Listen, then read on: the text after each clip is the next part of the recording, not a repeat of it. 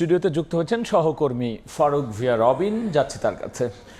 রবিন, আমরা রিপোর্টে যেমন দেখলাম কয়েকদিন ধরে সোশ্যাল মিডিয়া সহ গণমাধ্যমে কিন্তু ছাত্র রাজনীতির যে পাল্টাপাল্টি প্রতিক্রিয়া আমরা দেখছি, কেন আসলে হঠাৎ এই উত্তাপ রূপ নিল ছাত্র রাজনীতি? আমরা এর আগে দেখছিলাম যে চট্টগ্রামে এরকম একটি ঘটনা ঘটেছিল, অর্থাৎ দুই ছাত্র সংগঠনের মধ্যে একটি যে সংঘাতময় পরিস্থিতি। তারপর গতকাল ঢাকা বিশ্ববিদ্যালয় এলাকায় অর্থাৎ শাহবাগ থানায়ও কিন্তু যে একই ধরনের একটি চিত্র দেখা গেল এবং সেখানে আসলে যেটি বলা হচ্ছে, অর্থাৎ যে গতকালকের যে ঘটনাটি, গতকাল সন্ধ্যায় যে ঘটনাটি ঘটেছে, সেখানে কিন্তু যেটি বলা হয়েছে যে প্রধানমন্ত্রী তারেক রহমান ও তার কন্যাকে নিয়ে একটি যে ফটো কার্ড, সেটি মানে খুব বিতর্কিত একটি ফটো কার্ড নিয়ে কিন্তু যে এই মানে অবস্থার সূত্রপাত হয়েছিল। তো সেই জায়গায় আজকে কিন্তু মানে ছাত্রদল এবং ছাত্র শিবিরের যে মাদার সংগঠন যদি বলতে যায়, অর্থাৎ বিএনপি ও জামায়াতের নেতারা, তারাও কিন্তু যে সেই জায়গাতে কথা বলেছেন এবং সেখানে আজকে অর্থমন্ত্রী ও বিএনপির স্থায়ী কমিটির সদস্য আমির খসরু মাহমুদ চৌধুরীকে সাংবাদিকরা এই বিষয়ে প্রশ্ন করেছিলেন এবং সেখানে তিনি যে কথাটি বলেছিলেন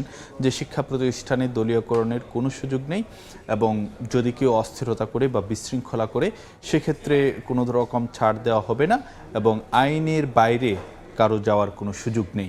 অর্থাৎ সেখানে যদি কোনো অস্থিতিশীল বা বিশৃঙ্খলা করা হয় তাহলে যে সরকার কোনো ধরনের ছাড় দিবে না, সেই বার্তাটি কিন্তু যে তিনি দিয়ে রেখেছেন।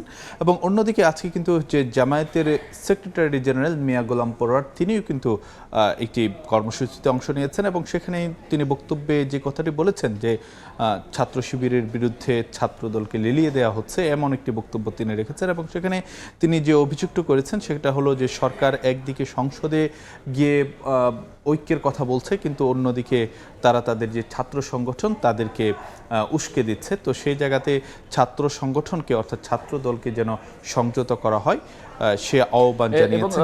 আমরা কিন্তু দেখছি যে আপনি বলছিলেন মাদার সংগঠন, সেক্ষেত্রে কিন্তু ছাত্র রাজনীতির যারা সিনিয়র তারাও কিন্তু আসলে মানে পাল্টাপাল্টি আক্রমণে জড়িয়ে পড়ছে। আজকে যে সেটি আপনি ঠিকই বলেছেন, আজকে মানে ছাত্রদল এবং ছাত্র শিবিরের যে নেতারা তারাও কিন্তু বক্তব্য দিয়েছেন এবং সেখানে কিন্তু যে পাল্টাপাল্টি বক্তব্য বা পাল্টাপাল্টি অভিযোগ ছিল। সংগঠনের নেতারা আসলে কি বলছেন বা তাদের পরবর্তী কর্মসূচি বা তদন্ত কমিটির কি আপডেট?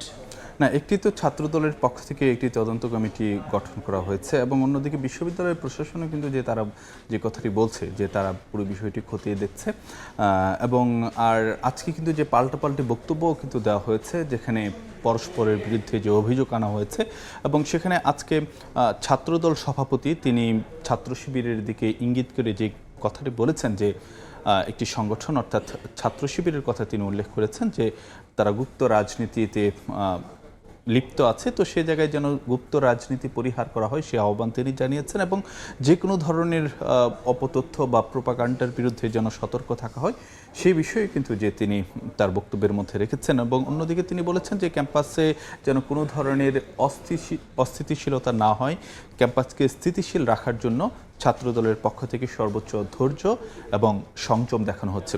অন্যদিকে ছাত্র শিবিরের নেতা ডাকসু ভিভি সাদিক কাইয়ুম তিনি যে কথাটি বলেছেন, তিনি ছাত্রদলের বিরুদ্ধে ভয়ের সংস্কৃতি আনার অভিযোগ তুলেছেন এবং সেখানে তিনি বলেছেন যে হল দখলের রাজনীতি সেটি আসলে যে ফিরতে দেওয়া হবে না এবং ক্যাম্পাসে অন্যদিকে যে ছাত্রদলের পক্ষ থেকে কিন্তু যেটি বলা হয়েছে যেন ক্যাম্পাসে সুষ্ঠু পরিবেশ যেন বজায় থাকে সেই জন্য তারা সর্বোচ্চ সহযোগিতা করবে এবং অন্যদিকে শিবিরের পক্ষ থেকে কিন্তু সেই বিষয়টি চাওয়া হয়েছে। রবিন, শিক্ষকরা এবং বিশেষ করে ছাত্র রাজনীতি যারা পর্যবেক্ষণ করেন বিশ্লেষকরা কি বলছেন?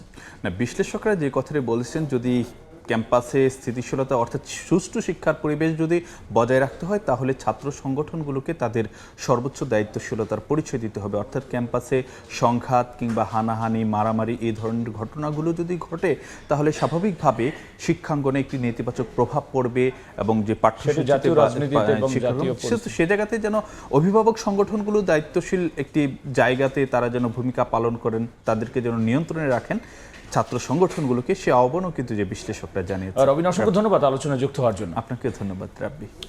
হঠাৎ ছাত্র রাজনীতির উত্তাপ রূপ এবং এক্ষেত্রে জাতীয় রাজনীতিতে প্রভাব এবং সামগ্রিকভাবে বিষয়টা বিশ্লেষণ নিয়ে আলোচনায় যুক্ত হয়েছিলেন সহকর্মী ফারুক ভিয়া রবিন।